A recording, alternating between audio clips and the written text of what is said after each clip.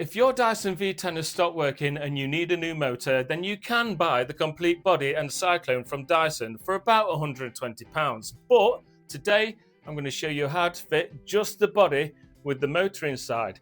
All you need for this repair is the body itself, which is available in the link in the description, and you need a cross-headed screwdriver, but it comes with this weird little one in case you haven't got one yourself. Okay, so let's get repairing. We're going to start by twisting off your filter, and then we need to remove the bin. Obviously, if yours is full, make sure you're over a bin. Pull the lever and then press the button to release the whole bin. Now we need to just remove the battery. This is held in by 2 screws here, and then there's 1 screw at the back. So just take those out, and then once they're taken out, you can just lift the battery off like so. And now we need to start addressing the Cyclone to remove that. Again, a cross-headed screw, there's 1 there and 1 there, just underneath it, so we're just going to undo those. And then you've got 4 screws that run around the outer edge of it, so 1, 2, 3, 4 around there. Okay, so just take those out as well, and they're essentially the ones that hold the Cyclone in place. So once they're out, you can just wiggle your Cyclone and it will come off like so. Obviously we're going to reuse this part, make sure it's all nice and clean for your new one, and then you're sliding it onto the new body.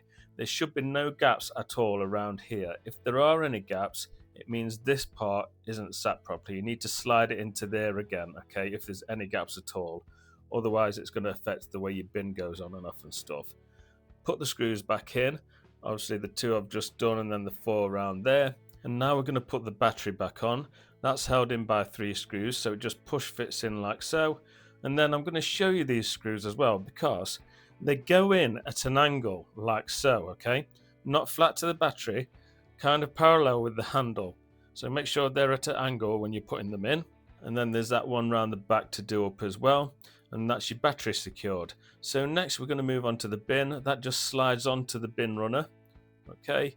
And then you can, once it's slid up, you can just close the flap at the end. And now we just need to put your filter back on. And now the moment of truth. Will the new body work?